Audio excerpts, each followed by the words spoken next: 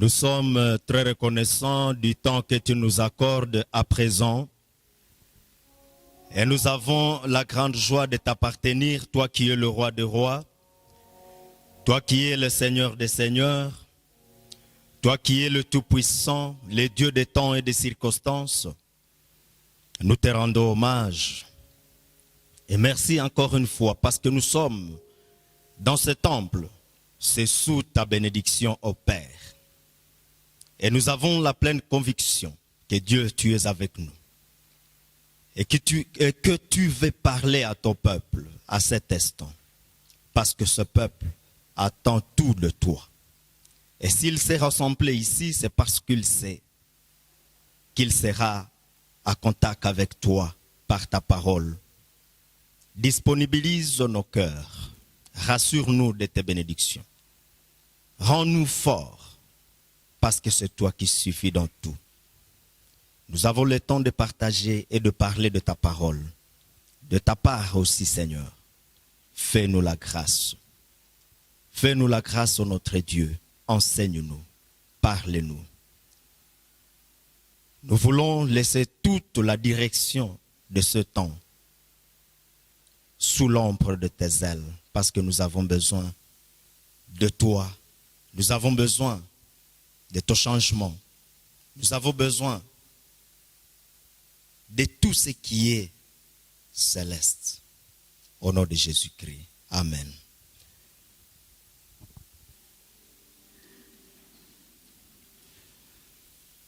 Peuple élu de Dieu, chers frères et sœurs et bien-aimés en Christ, shalom. Nous avons un grand plaisir de la grâce que le Seigneur nous offre encore ce dimanche afin de parler à son nom, mais aussi de transmettre un message que lui a prévu ce jour au fin de pouvoir transformer nos cœurs, d'avoir aussi une lumière dans tous les sentiers, mais aussi d'être éclairé par sa parole, car il est toujours dit que la parole de Dieu est une lampe à nos pieds, mais aussi une lumière à nos sentiers. Et c'est pour cette cause que nous voulons vous entretenir ce matin. Tout au long de la semaine, nous avons été inspirés du thème que nous avons tiré des versets bibliques que nous citions dans le premier chapitre de Josué. Et principalement, c'est le verset 8 qui va devoir nous donner le message par rapport au thème qui a été prévu aujourd'hui. Nous avons fait une lecture et nous avons analysé, mais aussi nous avons imploré la grâce de Dieu par rapport au thème que nous allons développer ce matin. Et Dieu a voulu, à ce qu'à partir de ce que nous avons lu, nous puissions constituer et intituler notre thème comme suit. L'obéissance, point virgule, secret du succès ou de la réussite. L'obéissance, secret du succès ou de la réussite. Ceci étant, Auguste Ensemblé, acceptez d'abord que nous puissions faire la lecture rapide des 9 versets de base où nous allons chuter par celui maintenant qui est la racine et qui sera la source de notre message. Et comme je le dis tantôt, nous allons ouvrir nos Bibles dans Josué, chapitre 1er, et nous allons lire du 1er au 9e verset, mais nous allons insister sur le 8e verset qui constitue même le socle de notre thème. Serviteur de l'Éternel, l'Éternel Dieu, l'Éternel dit à Josué, fils de Noum, serviteur de Moïse. Moïse, mon serviteur, est mort. Maintenant, lève-toi, passe ce Jourdain, toi et tout ce peuple, pour entrer dans le pays que je donne aux enfants d'Israël. Tout lieu que foulera la plante de notre pied, je vous le donne, comme je l'ai dit à Moïse. vous aurez pour territoire depuis le désert et le Liban jusqu'au grand fleuve, le fleuve de l'Euphrate, tout le pays de l'Étien, et jusqu'à la grande mer vers le soleil couchant. Nul ne tiendra devant toi tant que tu vivras. Je serai avec toi, comme j'ai été avec Moïse. Je serai avec toi, comme j'ai été avec Moïse. Je ne te délaisserai point. Je ne t'abandonnerai point. Fortifie-toi et prends courage, car c'est toi qui mettras son peuple en possession du pays que je jurerai à leur père de leur donner. Verset 7. Fortifie-toi seulement et aie beau courage, en agissant fidèlement selon toute la loi que Moïse, mon serviteur, t'a prescrite. Ne t'en détourne ni à droite ni à gauche, afin de réussir dans tout ce que tu entreprendras. Verset 8. Que ces livres de la loi ne s'éloignent point de ta bouche. Médite-le jour et nuit pour agir fidèlement selon tout ce qui est écrit, car c'est alors que tu réussiras, c'est alors que tu auras du succès dans tes entreprises, c'est alors que tu réussiras. 9. Ne t'ai-je pas donné cet ordre? Fortifie-toi et prends courage.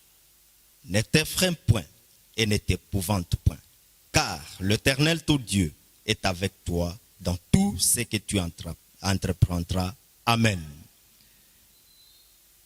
Et après cette longue lecture que nous avons tirée de Josué, et plus principalement le verset 8 qui nous intéresse dans notre thème, nous avons souhaité que même à la lumière de ce thème que nous avons porté à votre connaissance, qui porte sur l'obéissance, qui est même le secret du succès, nous avons souhaité qu'en sortir d'ici, chacun puisse faire l'introspection, ou mieux, l'évaluation par rapport au degré d'obéissance qu'il attache à l'ordonnance de Dieu ou aux instructions de Dieu par rapport à sa parole. Et en deuxième lieu, nous avons aussi souhaité à ce que tous nous soyons d'accord et de commun accord, nous puissions témoigner qu'effectivement, il n'y a pas de réussite hors de l'obéissance à la parole de Dieu.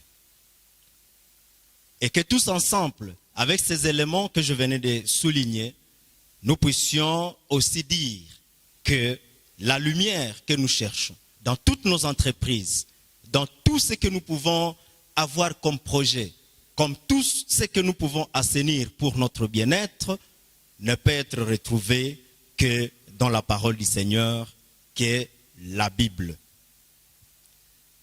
Et face maintenant à l'obéissance secrète du succès, nous avons voulu d'abord ramener la conscience de tous et de chacun dans la compréhension de certains concepts clés que nous allons devoir utiliser d'une manière courante dans ce que nous allons développer ici et maintenant.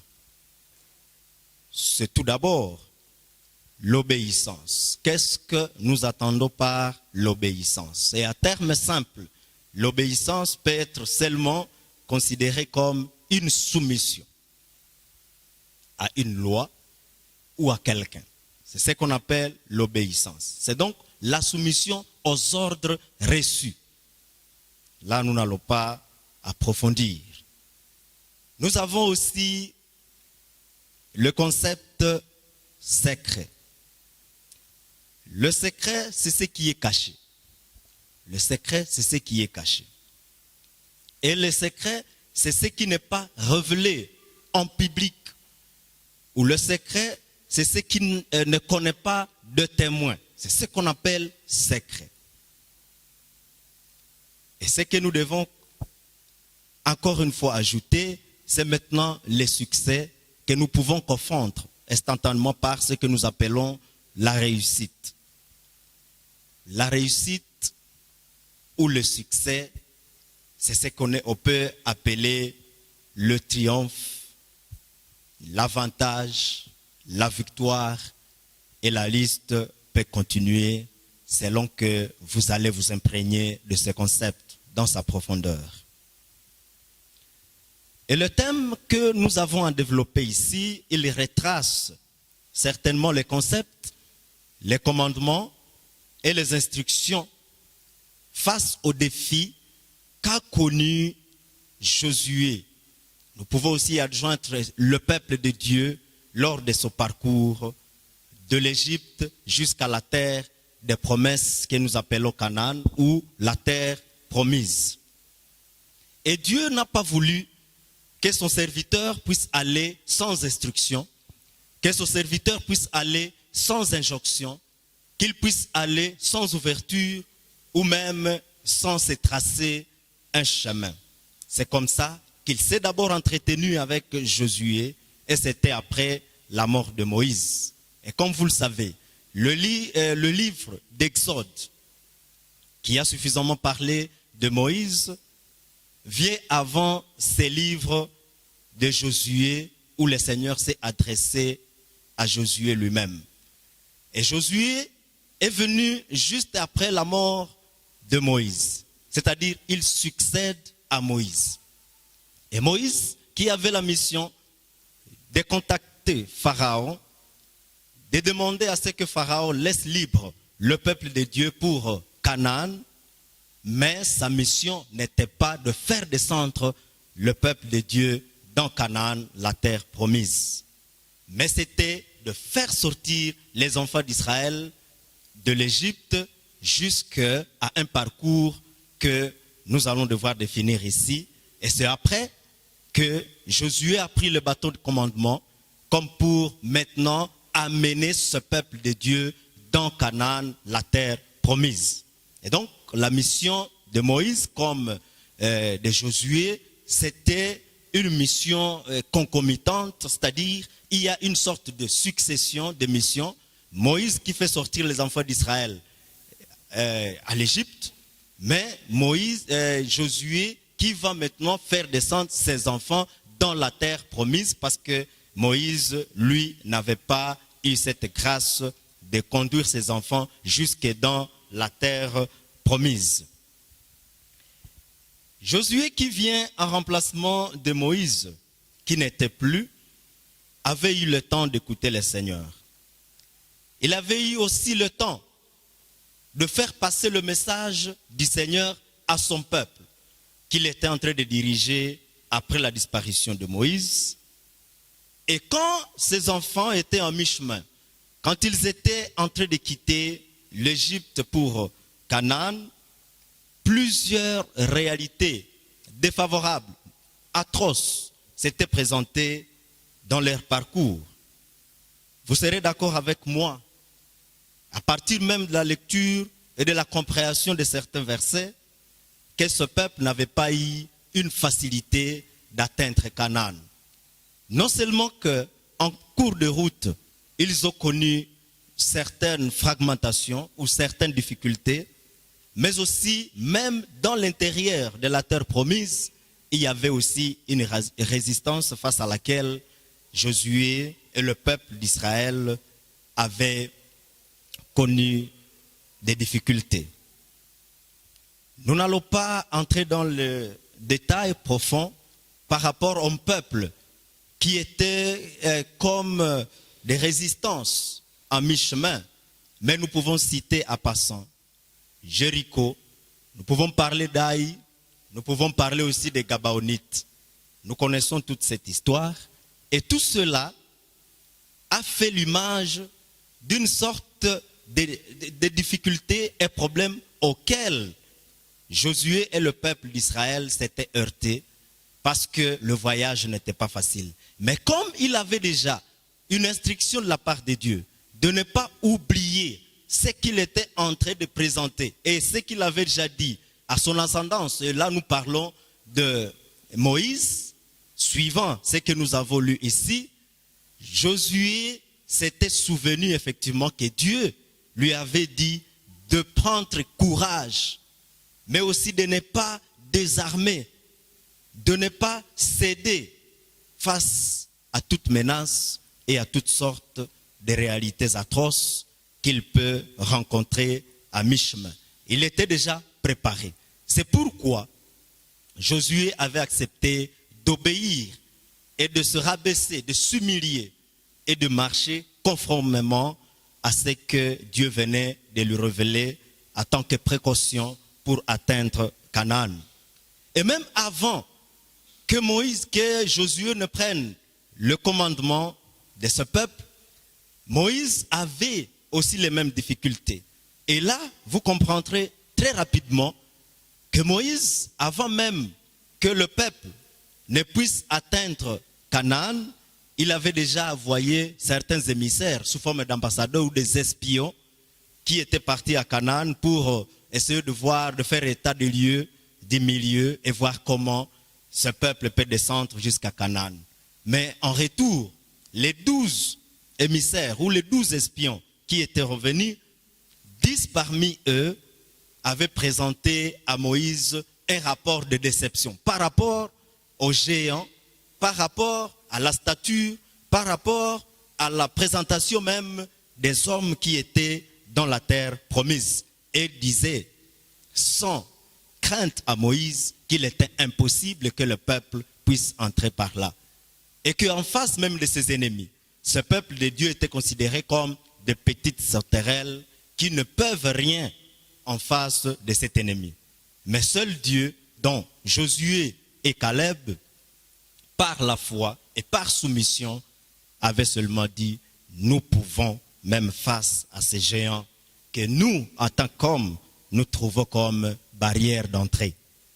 Et c'est après que nous allons constater aussi que Moïse, que Josué, par rapport à toute cette souvenance, mais aussi par rapport à l'introspection faite, des instructions lui révélées par Dieu lui-même, on parlait de Moïse qui était son ascendance et qui était son prédécesseur. Josué a obtempéré et a cédé à tout ce qui pouvait lui être comme humain et il a accepté aller par la foi. C'est pourquoi il a demandé à son peuple d'avancer et de ne pas désarmer ou de ne pas reculer. Et en extrapolant même tout ce que nous pouvons tâcher, dire et révéler au peuple que vous constituez, nous pouvons dire que le succès de Josué avait été conditionné par l'obéissance aux principes de la parole de Dieu, qui est une révélation du secret que Dieu lui-même a révélé à son serviteur Josué. Josué n'a pas tardé de se révéler aussi comme étant quelqu'un qui est porte-parole de ses dieux. Parce que tout ce que Dieu lui disait, il le transférait immédiatement au peuple et passait en action. Il agissait. Il ne gardait pas ça pour lui-même. Mais aussi Dieu a fait connaître à Josué qu'il passera par plusieurs défis et qu'il passera par plusieurs étapes et circonstances dans lesquelles il faudra que Josué soit outillé et qu'il soit fort, qu'il soit résistant et qu'il ne cède pas. Et en face de cette instruction, Josué aussi se montrait aussi courageux, il se montrait fortifié, il se montrait aussi déterminé par rapport à l'instruction du Seigneur, parce qu'il n'a pas résisté. Et il a agi fidèlement, conformément à la révélation que nous avons dans Josué chapitre 1, le verset 8, que ces livres soient observés scrupuleusement et que son application puisse être effective. Et Josué n'a pas dérogé à cette ordonnance de Dieu. Il n'est pas allé hors de l'instruction lui donnée par Dieu. Et maintenant, à la lumière de notre thème, l'obéissance secrète de réussite. Nous avons dit bien avant que nous avons intérêt à comprendre et à nous approprier ce message qui nous amènerait à une évaluation privée à chacun de voir dans quel degré il considère la parole du Seigneur. Est-ce que cette parole, face aux difficultés que nous rencontrons, cette parole, face aux problèmes auxquels nous nous heurtons, est-ce que l'obéissance face aux projets que nous voyons devant nous a-t-elle une place? Cette obéissance a-t-elle d'impact? Ou c'est une obéissance parce que nous trouvons que nous avons échoué? Parce que des fois, naturellement, l'homme ne cherche la volonté de Dieu que quand il a échoué. N'est-ce pas vrai? Et la première action pour l'homme, c'est d'essayer de tenter à se sauver de la situation. C'est après son échec qu'il peut dire maintenant, le reste c'est à qui? C'est à Dieu. Ce n'est pas le cas. Le cas ici, c'est que, en face même des difficultés, la première chose que nous devons faire, c'est d'approcher d'abord la face du Seigneur. Écouter le Seigneur, ce qu'il va dire, et d'obéir à ce que Dieu va devoir nous dire, mais aussi à agir conformément à ce que le Seigneur a donné comme commandement, ou ce qu'il a donné comme ordre, ce qu'il a donné comme instruction. Et non renverser la pyramide, comme nous en avons l'habitude, naturellement, en tant qu'être humain. À toute chose, l'homme naturel, il sait d'abord qu'il est très fort. Et que c'est après son exercice, dans l'échec, qu'il peut trouver que non, il me faut une aide. Et cette aide, c'est Dieu. Nous devons faire la part des choses dans ce monde d'agissement. Et dans l'application même de ce message, chacun peut être ramené encore une fois à savoir seulement que nulle part ailleurs on ne peut trouver la solution à un problème. Parce que le problème que nous avons, ce sont des problèmes qui ne sont naturellement pas seulement physiques. Il y a même des problèmes qui peuvent aussi être spirituels. Et face à tous ces problèmes, nous avons besoin de suivre l'instruction de celui que nous trouvons comme un mentor, ou comme celui que nous trouvons comme un Seigneur, c'est lui à qui nous devons obéissance à tout ce qu'il dit. Parce que la Bible nous renseigne qu'il n'y a point de juste que ce Dieu que nous avons. Et si nous avons cette image de ce Dieu juste, le Dieu omnipotent, le Dieu qui a tout le pouvoir, certainement que tout ce qu'il peut dire doit être à notre avantage et à notre succès. Et le seul et l'unique secret, c'est seulement l'obéissance. Le Seigneur a donné l'instruction à son serviteur Josué.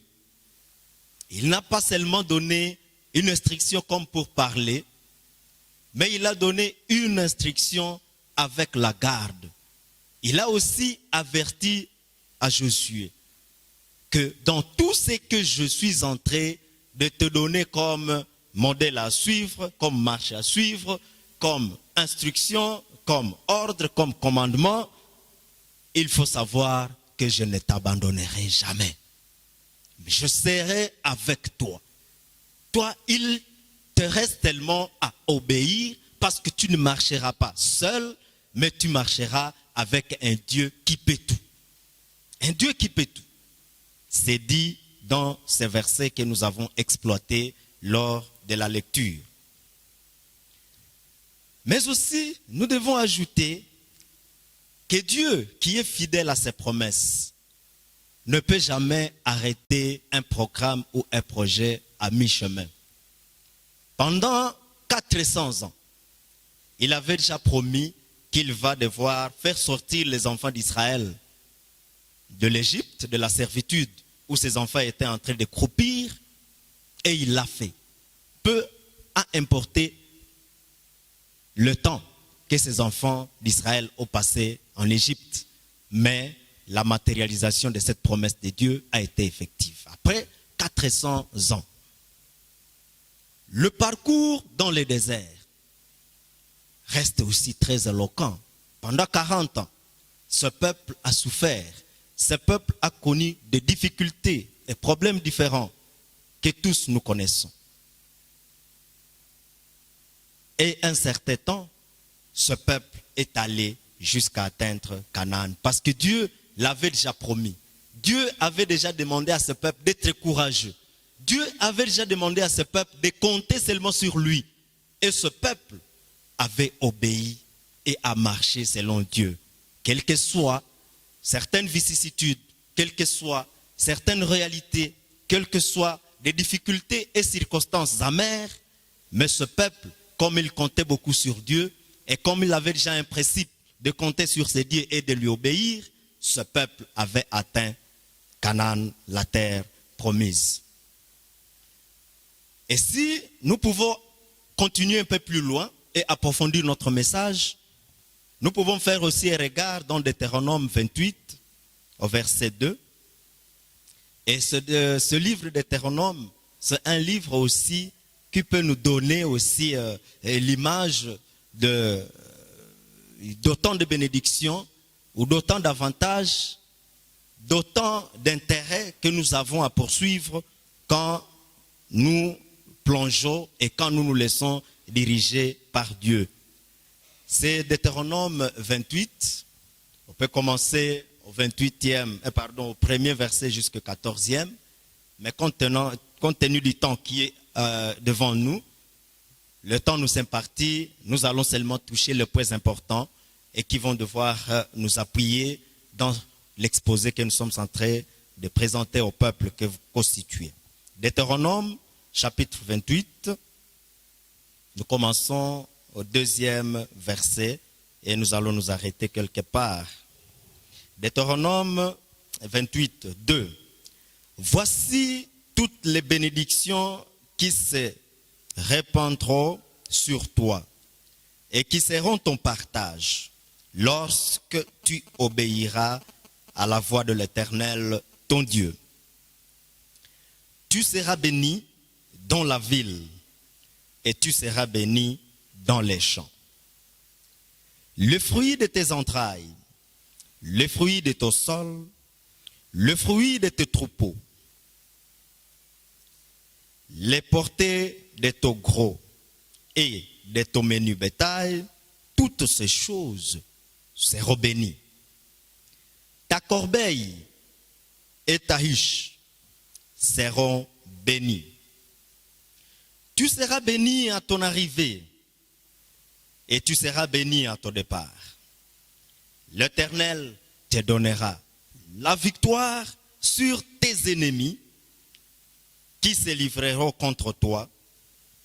Ils sortiront contre toi par un seul chemin et ils s'enfuiront devant toi par 7 chemins. L'Éternel ordonnera à tes bénédictions d'être avec toi dans tous tes greniers et dans toutes tes entreprises.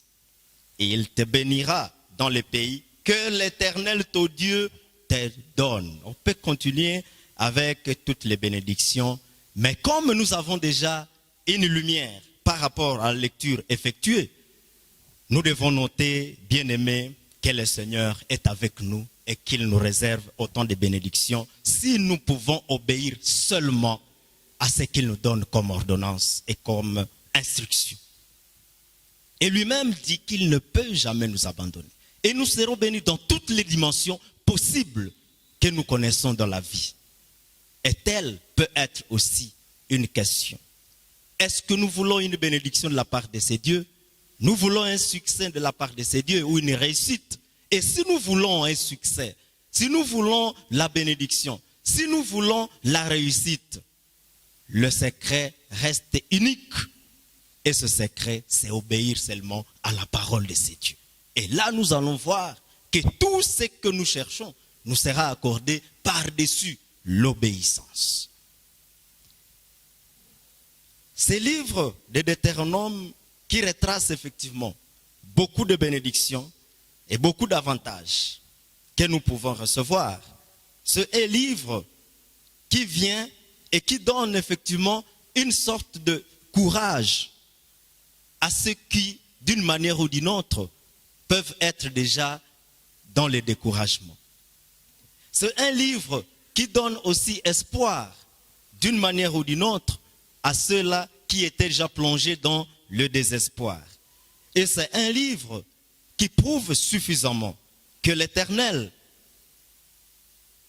qui nous oriente dans tout ce que nous pouvons faire, que c'est Dieu qui nous rassure lors de notre marche, c'est un Dieu qui marche avec nous et avec toutes les branches de bénédiction que nous pouvons attendre de ces dieux. Nous le voulons bien, mais l'unique condition, c'est obéir à l'ordonnance de ces dieux-là.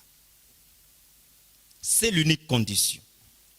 Et même dans la logique, comme dans l'esprit de ce verset, Dieu insiste et met trop d'accent sur l'obéissance à ses instructions. Et tel même, nous pouvons, comme nous venons de le dire, tel peut se révéler la pertinence d'oublier les intérêts privés que nous possédons, ou la force, parce que des fois, quand nous trouvons que la chose, ou la donne, ou la réalité qui se présente devant nous, nous sommes à la hauteur et nous en avons aussi le pouvoir, des fois nous nous disons, c'est grâce à notre intelligence, c'est grâce à notre force, c'est grâce à ceci que moi je viens de réaliser ce que je fais. Et nous oublions que c'est parce que nous avons obéi à une sorte ou à une condition. Une condition. Quelle soit même la condition, souffrez que je le dise, la condition, souffrez que je le dise, je dis bien, qui ne vient pas par exemple de Dieu. On te donne une condition, on dit bon, si tu veux faire ceci, si tu veux avoir ça, alors toi tu n'as qu'à suivre ces instructions que moi je donne. Un homme donne des instructions. Un homme donne l'orientation. Et tu obéis à ces orientations. Et juste après cette obéissance, il te bénit. Et maintenant, à combien plus forte raison, quand nous avons un roi de rois qui peut nous mettre devant des défis et qui nous ouvre des astuces pour vaincre tous ces défis et avoir le succès et à réussir, à combien plus forte raison ne pas aussi nous laisser conduire, nous laisser assujettir, même dominer par ces dieux-là. Parce que c'est lui qui a tout, comme il le dit ici. Si tu m'obéis, je ferai ceci. Et contrairement même à ça, on peut encore dire, si tu ne m'obéis pas, je vais aussi faire quoi? Je vais faire ceci. Et telle aussi est la révélation que nous avons même dans ce même livre, Deutéronome 29, si nous lisons tout, mais aussi dans 1 Samuel 15, 22, on va devoir aussi lire certaines réalités pour quelqu'un qui n'a pas obéi aux préceptes, instructions et commandements, voire ordre de ces dieux-là. Et même Dieu, Jésus lui-même, dans le Nouveau Testament, quand nous lisons Éphésiens 6, 1 à 3, nous avons ce que nous appelons le commandement de base. Le commandement, donc, le premier commandement avec promesse. Mais qu'est-ce qui est dit dans Éphésiens 6, 1 à 3? Il est demandé seulement à ce que les enfants obéissent à qui? À leurs parents, pour que ces enfants puissent voir leur jour être prolongé et dans l'aisance. Et la Bible dit que c'est ça le premier commandement avec promesse. Premier commandement avec promesse. Tu obéis et certainement tu recevras le bonheur que tu cherches.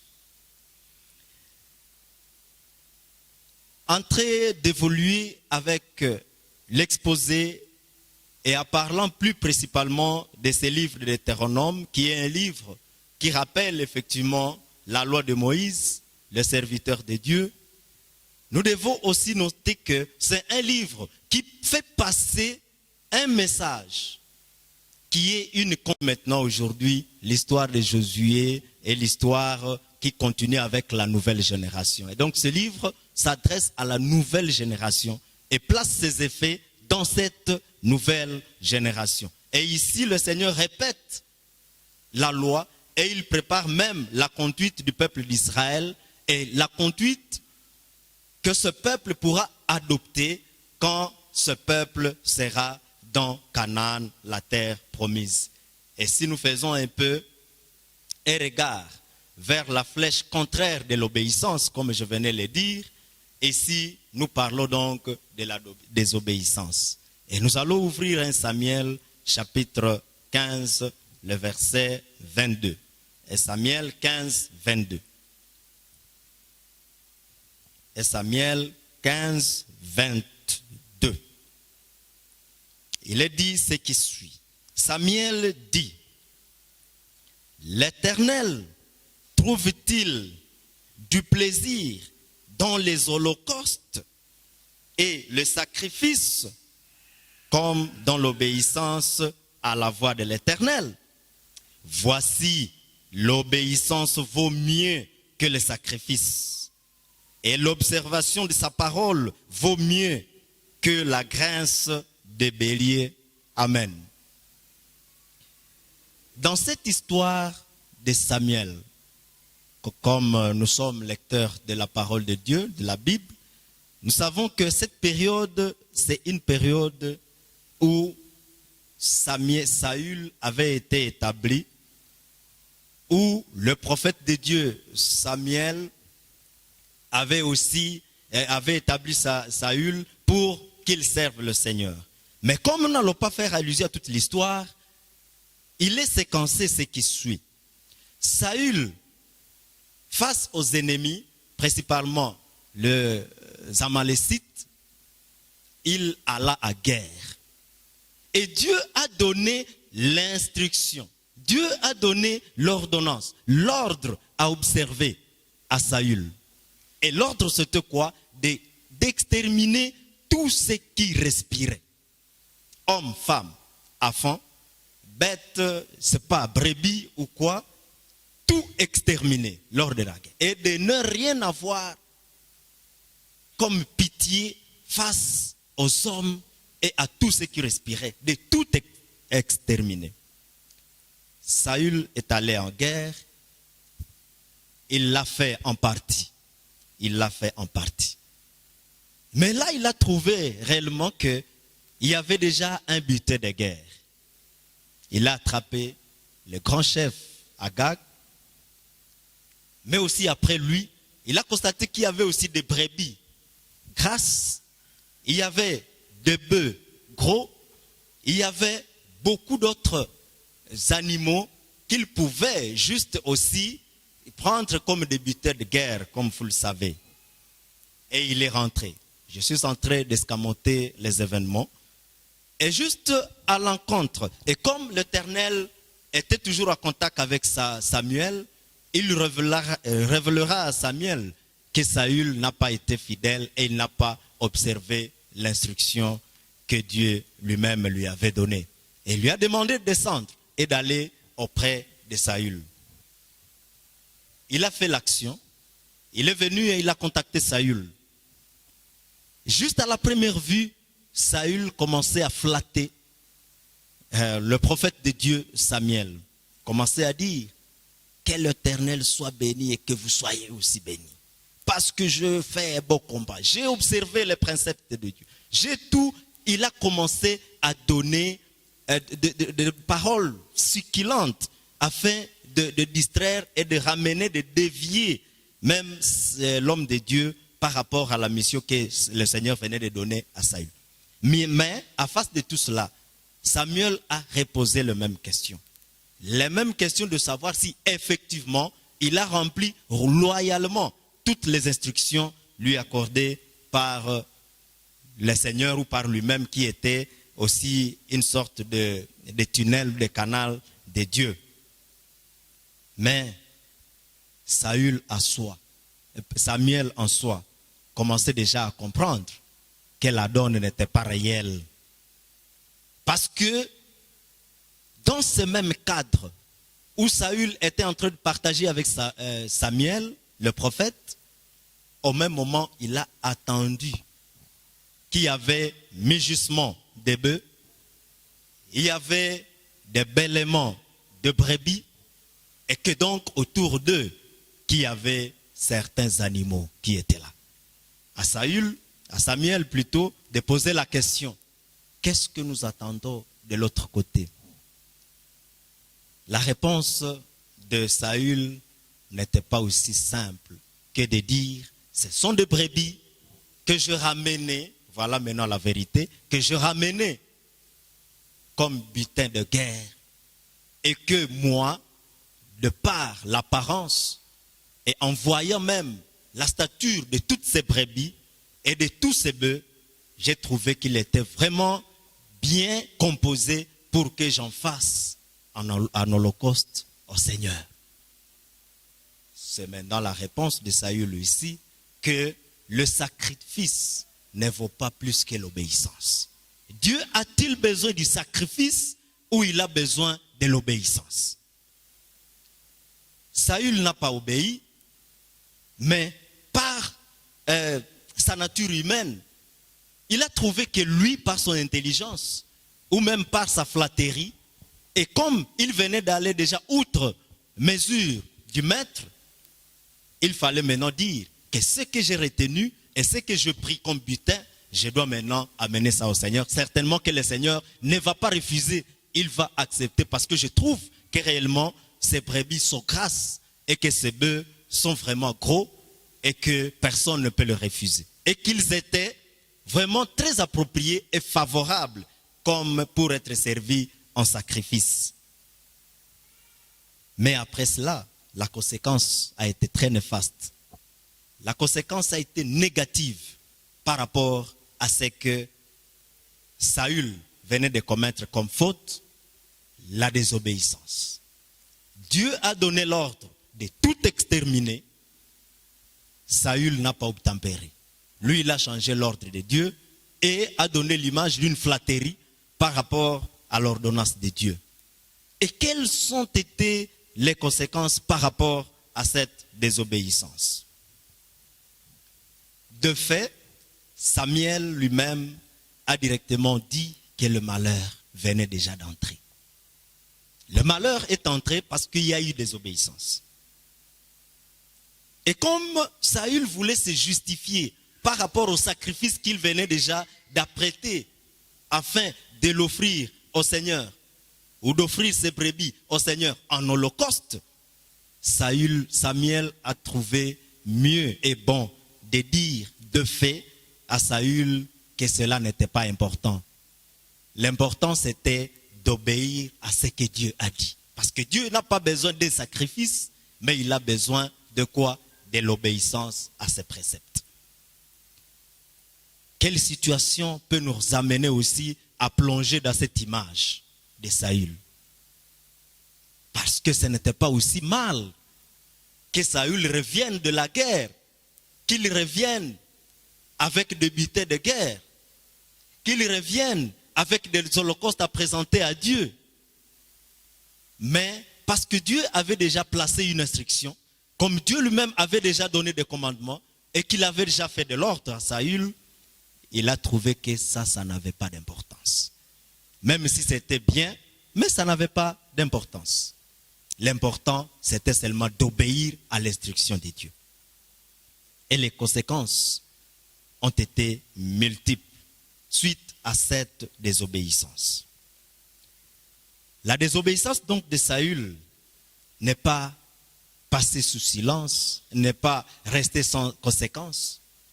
Cette désobéissance a produit certains méfaits par rapport à ce qu'il venait de commettre comme danger. Et de tous ces méfaits et de toutes ces conséquences que nous avons condensées à 3, nous avons trouvé que Samuel a abandonné et n'est plus retourné avec Saül, car il a rejeté la parole de l'Éternel et l'Éternel lui-même l'a rejeté afin qu'il ne soit plus roi d'Israël.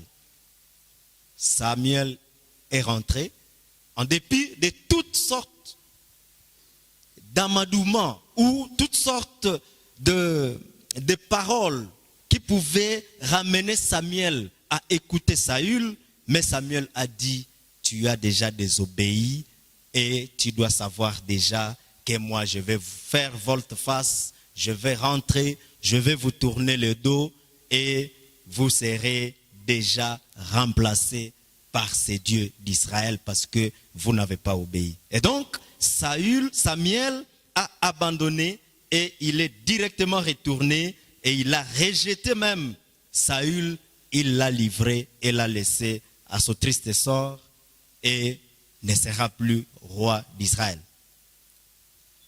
Deuxième aspect, comme conséquence dans cette désobéissance, la royauté même d'Israël s'est déchirée. Cette royauté s'est émiettée. C'est une royauté qui s'est scindée parce qu'il y a eu désobéissance. La royauté n'est plus restée unie, mais elle est sortie divisée. Et là, Dieu a lui-même dit qu'il va directement retirer même la puissance à cette royauté. Et à troisième position, dans l'aspect des conséquences pour la désobéissance, Samuel n'alla plus voir Saül jusqu'au jour même de sa mort. Il se séparait de lui jusqu'à atteindre la mort. Samuel n'était plus revenu auprès de Saül. Même si Saül était en train de crier, de se prosterner, de négocier, de solliciter la grâce de Dieu encore une fois, mais la désobéissance l'a conduit à toutes ses conséquences. Et cette royauté émiettée a connu autant de rois, Saül remplacé et la puissance de Dieu ôtée. Pour ce que lui a trouvé qu'il était bon, parce que venir avec des brebis crasses, venir avec des bœufs très gros, n'était pas très mal. Et offrir en sacrifice tout ce qui était butin de guerre n'était pas mauvais. Mais suite à la désobéissance, voilà la conséquence qui est tombée pour que ce dernier comprenne qu'il faut compter sur la parole de Dieu et obéir surtout à Dieu dans sa parole. Et d'ailleurs, dans tout ce que nous venons de dire, nous sommes en train de déduire qu'effectivement, comme il est dit même dans la parole de Dieu, que seule cette désobéissance reste aussi coupable comme ce que nous pouvons appeler la divination. C'est aussi coupable, cette désobéissance. Ça peut paraître comme un petit concept, mais qui ramène aussi les gens à qui assimile cette même désobéissance à quelque chose de la divination ou à tout autre péché, disons ça de la sorte, la désobéissance. La désobéissance, comme toute autre qualification du péché, en tout cas constitue la même formation ou la même forme. Et c'est après, maintenant, que nous pouvons dire, à faire de compte, que ce thème que nous avons choisi et sélectionné cet avant-midi pour notre intérêt, c'est un thème, comme vous venez de le suivre, qui demande à ce que chacun de nous revienne dans sa conscience à faire une introspection et à voir cette obéissance telle qu'expliquée ici dans l'exposé, si effectivement elle est effective dans la vie que nous vivons couramment. Parce que des fois, les situations, les circonstances, les moments, les difficultés ou les occasions, parlons des occasions, peuvent nous amener à croire que le bien que nous pouvons faire sans même obéir à Dieu peuvent passer. Non, ces biens-là, s'il n'y a pas de l'obéissance, ces biens sont considérés comme une sorte de blasphème. Et il y a des conséquences négatives qui se suivent. Mais aussi, nous devons savoir qu'en face de tout ce que nous avons connu, qu'en face de tout ce que nous venons de lire, comme nous l'avons lu dans Josué, pour réussir et pour avoir le succès dans la vie, nous n'avons à fournir aucun effort. Ce que nous devons seulement compter comme appui, comme secret, c'est seulement obéir à cette parole de Dieu. Notre force ne peut rien influencer. Au contraire, notre force peut nous amener à la perdition. Et quand nous comptons sur nous-mêmes, sans compter sur ces dieux, qui nous révèle dans sa parole, qui nous renseigne effectivement qu'il sera avec nous dans toutes les circonstances. Et si nous comptons à ces dieux, effectivement, si nous obéissons à sa parole, nous allons aussi réussir. Nous avons trouvé la bénédiction dans la série énumérée de ces bénédictions dans Deutéronome 28 à partir du verset 2. Nous avons trouvé aussi le malheur qui peut s'abattre sur nous dans 1 Samuel chapitre 15 au verset 22. Nous avons trouvé, même si nous n'avons pas lu, en Deutéronome 29, que tout ce qui a été promis comme bénédiction à Deutéronome 28 est devenu un malheur à Deutéronome 29 pour quelqu'un qui n'obéit pas à la parole de Dieu. C'est pourquoi nous avons voulu seulement retenir l'attention de chacun de nous. Nous avons voulu aussi ramener chacun devant sa responsabilité et son destin par rapport à la vie qu'il mène ou qu'il vit. Acceptez que je reprenne avec insistance ce que je dis, qu'il vit avec ces dieux-là. Et nous avons voulu, assez qu'on sortir d'ici, chacun fasse une introspection et qu'il sache que la vie que nous menons a pour réussite ou socle de réussite l'obéissance de la parole de Dieu. Que Dieu nous bénisse pour ce message. Amen.